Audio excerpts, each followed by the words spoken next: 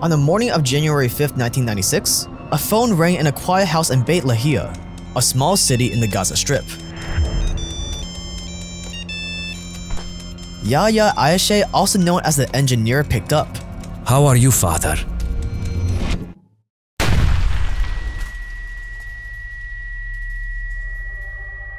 In an instant, half his face was ripped from his body. The murder weapon? A cell phone rigged with explosives by Israel's most feared intelligence agency, Mossad. Yahya Ayeshe, or the engineer, was the man behind a string of unalive bombings that brought terror to Israel's streets. Born in the West Bank, Yahya Ayeshe was a prodigy. As a child, he had spent time fixing up old radios and TVs. Everyone around him saw his talent for engineering, but no one knew he would one day use it to build something far more deadly. After earning his electrical engineering degree, Yahya applied for a master's program in Jordan. But when his visa was denied, his life took a different turn. Instead of looking for alternatives to keep studying, he decided to join Hamas.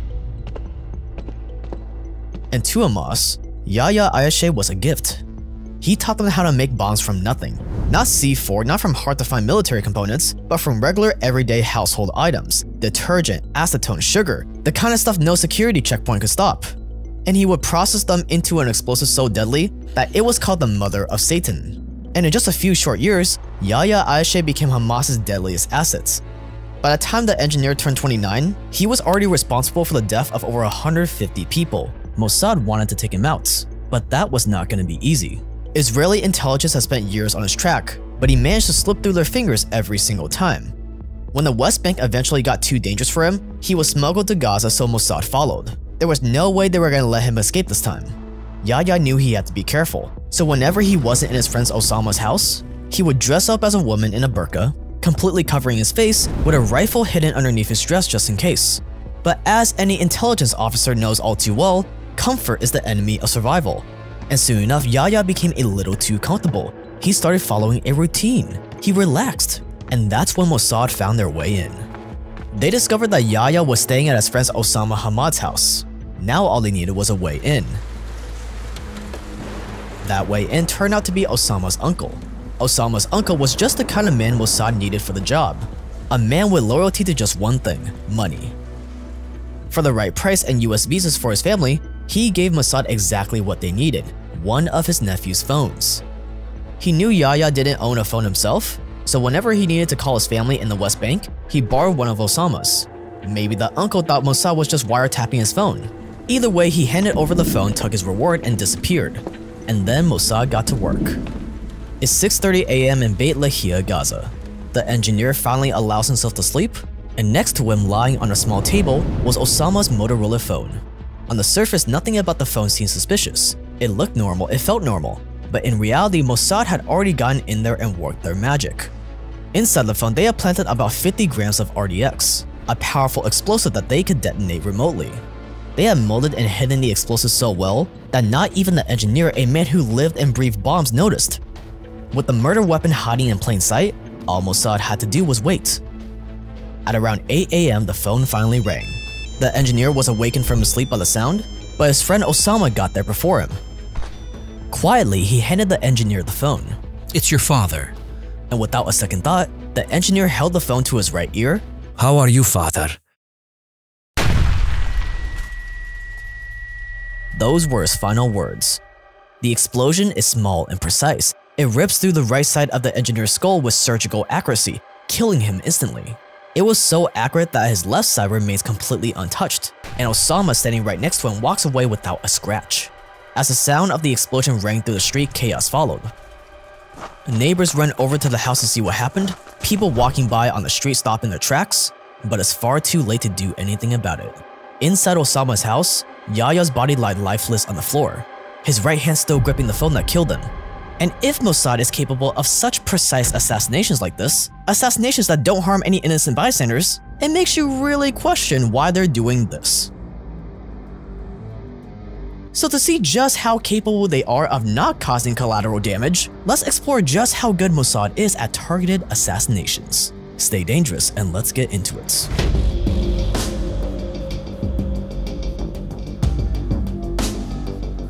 Just like in covert ops, if you want success in your e-commerce business, you need one thing: efficiency. And that is where ShipStation comes in, today's sponsor.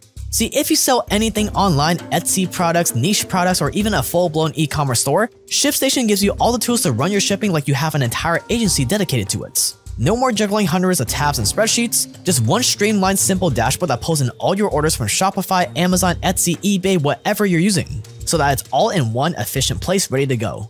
From there, you can instantly compare and lock in the cheapest shipping rates, bulk print shipping labels, send branded tracking emails, and streamline returns all without breaking a sweat. That's why over 130,000 businesses, including Joe Rogan's brand On It, use ShipStation every single day.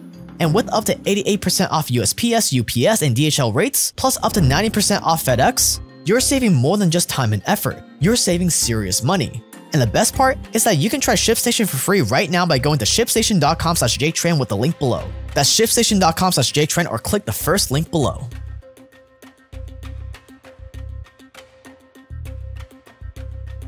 It's 3 p.m. in the town of Upsard, Iran. This was as deep into enemy territory as Mossad could hope to get. And just like they engineered, they were here for one thing. Seemingly out of nowhere, a convoy of cars turned onto a quiet street. Inside one of the black sedans sits Iran's nuclear granddaddy, Iran's very own Oppenheimer, the guy behind their entire nuclear weapons program, and probably the guy with the biggest Mossad-shaped target on his back. Mohsen Fakhrizadeh was his name, and he's been under Mossad surveillance for decades. But here's the thing about Mohsen. Unlike the engineer, he had an entire country to disappear in. He had the entire government's pocketbook at his disposal. He even had 12 bodyguards protecting him and his wife at all times. So getting to him would be a lot harder than just rigging his phone. Mossad had tried and failed to track him before. They had gone through dozens of plans to get rid of him. But Mohsen was always one step ahead. Obviously, they needed a new approach. They needed to think a lot bigger. And by late 2019, they had finally set their plan into motion. See, just like the engineer, Mohsen had fallen prey to routine. He had gotten into the habit of visiting one of his homes in Upsard every Friday. And that routine, him driving with his wife from Tehran to Upsard every Friday afternoon, made him vulnerable. It's 3:10 p.m. Mohsen's car continues moving down a long winding road through the dusty countryside of Upsard. Little does he know that he's about to drive into a trap that's been years in the making. See, Mossad knew that they couldn't just send any old hit squad after him. It was too risky, and there was too big of a chance that they would get caught. Bombs and airstrikes, on the other hand, weren't reliable enough. They could easily miss their targets. If they wanted to be successful, they would have to pull this off with 0 boots on the ground and 100% accuracy. So that's exactly what they did. Just a few hundred meters down the road from Mohsen's car, a truck was parked inconspicuously near the side of the road. On the surface, it looked totally normal, just like any other construction vehicle with a flat tire or empty gas tank. But this was not just any old truck. It was planted there by Mossad, and it was their ticket to finally getting rid of Mohsen for good. In the back of the truck, completely camouflaged by construction material, was one of the most futuristic weapons Mossad had ever used. A 1-ton AI-controlled satellite-operated machine gun aimed directly at the oncoming cars. Mossad agents had assembled the gun piece by piece over almost a year. They had programmed the AI to recognize Mohsen and then fire at him with the precision of a sniper, while they watched from the safety of their home country. By the time Mohsen's car was driving down the road in Upsard, no Mossad agents were left in Iran. They were thousands of miles away watching the entire thing on screen. As the convoy got closer and closer, the mechanism controlling the gun suddenly powered on. This would be Mossad's one shot at taking out its most wanted enemy. And without any input from a human or any sort of authorization, the AI scanned the faces of the people in the approaching cars, and right at the moment Mohsen's car slowed down to go over a speed bump, that's when the gun opened fire. The first shot punctured the car's windshield and hit Mohsen in the chest. His wife sitting next to him didn't even realize what happened until seconds later. Immediately, Mohsen lost control of the car and it swerved off the road. Within seconds, he was gone. And in less than 3 minutes after the attack began, the truck with the machine gun was also gone. As soon as it fired the last shot, the entire truck exploded, taking any trace of evidence with it. By 3:12 p.m., Mohsen's car was abandoned on the side of the road, blood covering the ground where he tried crawling out to safety. The granddaddy of Iran's nuclear program was dead, assassinated in broad daylight without a human even needing to pull the trigger. No fingerprints, no evidence, no trace of who exactly was responsible. It was as close to a perfect kill as anyone could imagine. It would take Iran months to even prove Mossad was behind it, and even longer to prove that a remote-controlled machine gun had done what no Israeli agent would have ever been able to do. It was yet another huge win for Mossad, But even though Mossad had a lot to celebrate, they were not done yet. These 2 assassinations were just valuable practice runs, leading up to their most daring operation yet. Xu Jingquang is an entrepreneur in Thailand that is hailed as the guy that brought back the humble electronic pager. His company Gold Apollo sold their pagers to governments around the world, from the Dutch to the FBI. But in 2021, he got approached with something different. A Taiwanese woman came to him, and she said that she knew a Teresa who worked for a Hungarian-based company called BAC Consulting, and that BAC Consulting wanted to buy his pagers. And so naturally, he started selling his pagers to this Hungarian company. But after a year, this Hungarian company came back to Gold Apollo with a strange request. They wanted to design their own pagers, but put his company's trademark on them. It was strange, but he agreed. And even their payments to him were strange. BAC was supposed to be a Hungarian company, but their payments for the pagers came from a bank in the Middle East. And for a while, Xu Jingquang just brushed it off, until September 11, 2024 came around. It was a peaceful morning in southern Lebanon. Some people were out shopping, some were standing in grocery store lines, some were sitting at home with their kids, some were on their way to work.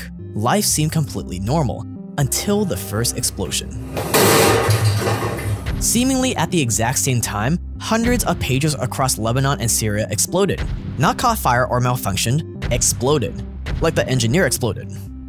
Within just a few minutes, 37 people were dead and over 3,000 people were injured.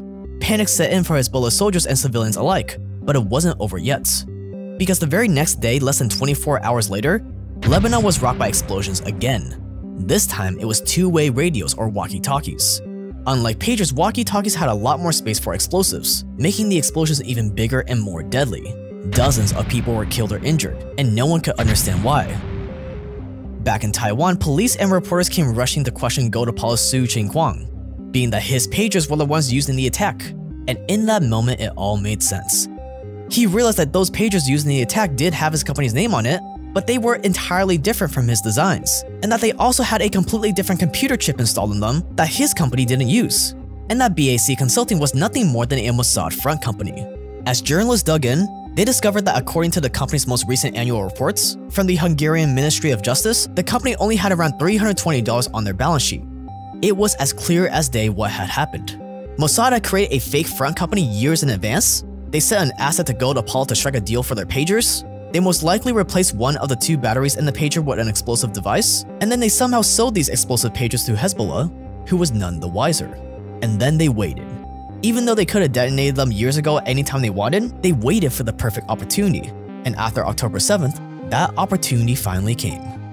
Just like waking up sleeper agents, the explosives in the pagers and walkie-talkies were detonated completely remotely. No group of assassins or elaborate operations, just the push of a button, killing dozens or injuring thousands of people in a matter of seconds. That's how far Mossad had come. From breaking an old-school cell phone with explosives, to building an AI-controlled machine gun, to taking out dozens of his targets with one little push of a button. So as you can see, Mossad has gotten pretty good at this art of assassination. They might have even gotten more sophisticated at it than what America is capable of. So we're left with the question that we opened this video with. If they're fully capable of taking out targets with surgical precision with no civilian casualties, then can we really believe that this was necessary?